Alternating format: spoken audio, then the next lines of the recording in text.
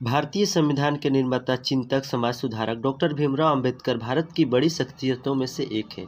इनका जन्म 14 अप्रैल 1891 ईस्वी को महू, मध्य प्रदेश में हुआ था। बाबा साहेब वो हैं जिन्होंने देश के छुआछूत जातिवाद को मिटाने के लिए बहुत से आंदोलन किए, संघर्ष किए। उन्होंने अपना पूरा जीवन गरीबों को दे दिया। इन्होंने पिछड़ी जाति के हक के लिए कड़ी मेहनत और संघर्ष की। आज़ादी के बाद पंडित जवाहरलाल नेहरू के कैबिनेट में पहली बार अंबेडकर को लॉ मिनिस्टर बनाया गया था। लेकिन आज भी भीमराव अंबेडकर के बारे में पूरा भारत नहीं जानता है। तो दोस्तों, आइए हम भारत संविधान के निर्माता डॉक्टर भीमराव अंबेडकर के बारे में जानते हैं। उससे पहले अभी तक आपने हमारे यूट्यूब चैनल को सब्सक्राइब नहीं किया है तो जल्दी से हमारे यूट्यूब चैनल को सब्सक्राइब कर ले, ताकि अगली वीडियो की नोटिफिकेशन आपको सबसे पहले मिल जाए। डॉक्टर भीमराव अंबेडकर के पिताजी का नाम रामजी मालोजी सकपाल एवं माता का नाम भीमाबाई था। अपने परिवार में सबसे छोटे एवं अपने माता पिता के 14वीं संतान थे। उनके पिता इंडियन आर्मी में सूबेदार थे और इनकी पोस्टिंग इंदौर के पास महू में थी। 1894 में उनके पिता के रिटायरमेंट के बाद उनका पूरा परिवार महाराष्ट्र के सतारा में शिफ्ट हो गया।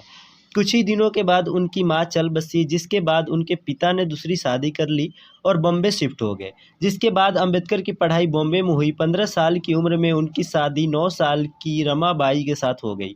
इसके बाद उन्होंने 1908 में 12वीं की परीक्षा पास की। छुआछूत के बारे में अंबेडकर ने बचपन से देखा था। वे हिंदू धर्म के महार जाति के थे, जिन्हें उस समय नीचा समझा जाता था और उच्ची कास्ट के लोग इन्हें छूना भी पाप समझते थे। इस वजह से अंबेडकर समाज में कई जगह भेदभाव का शिकार हुए। इस भेदभाव और निरादर का शिकार भीमराव अंबेडकर जी को आर्मी स्कूल में भी होना पड़ा, जहां इनकी कास्ट के बच्चों को क्लास के अंदर बैठने की भी अनुमति नहीं दी जाती थी। टीचर उन पर ध्यान तक नहीं देते थे। यही नहीं, यहाँ तक कि उनको पानी भी नहीं छूने दिया जाता था। स्कूल के चपरासी उनको ऊपर से डालकर पानी पिलाता था। जिस दिन चपरासी नहीं आता था उस दिन उन लोगों को पानी तक नहीं मिलता था।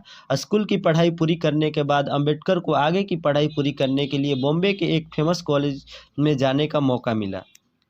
पढ़ाई में वह बहुत अच्छे व तेज़ दिमाग के थे। उन्होंने सारे एग्ज़ाम अच्छे से पास करे थे, इसलिए उन्हें बड़ौदा के गायकवाड़ के राजा सयाजी से 25 रुपये की स्कॉलरशिप हर महीने मिलने लगी।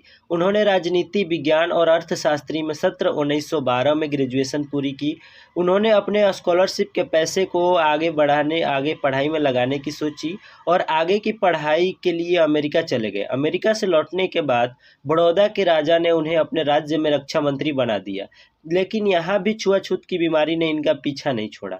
इतने बड़े पद पर होते हुए भी उन्हें कई बार निरादर का सामना करना पड़ा। बॉम्बे गवर्नर के मदद से वे बॉम्बे के syndrome college of commerce and economics में राजनीति अर्थशास्त्र के प्रोफेसर बन गए।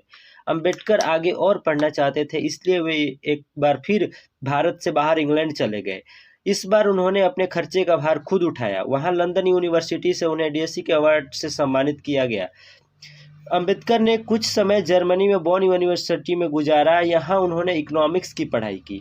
8 जून 1927 को कोलंबिया में उन्हें डायरेक्टरेट की बड़ी उपाधि से सम्मानित किया गया। अंबेडकर की पत्नी रमाबाई की लंबी बीमारी के कारण 1935 में मौत हो गई थी। 1940 में भारतीय संविधान का ड्राफ्ट पूरा करने के बाद उन्हें बहुत सारे बीमारियों ने घेर लिया। उन्हें रात को नींद नहीं आती थी, पैरों में दर्द बढ़ गया और डायबिटीज भी बढ़ गए थे, जिस वजह से उन्हें इंसुलिन लेना पड़ता था। अपने इलाज के लिए वे बॉम्बे गए, जहां उनकी मुलाकात एक ब्राह्मण डॉक्टर शारदा कबीर से हुई। डॉक्टर के रूप में उन्हें एक नया जीवन साथी मिल गया। उन्होंने दूसरी शादी 15 अप्रैल 1948 को दिल्ली में की। 1954-55 में अंबेडकर की सेहत काफ़ी खराब रहने लगी थी। उन्हें डायबिटीज़, आंखों में धुंधलापन तथा कई तरह की बीमारियों ने घेर लिया था। 6 दिसंबर 1956 को अपने घर दिल्ली में उनका निधन हो गया।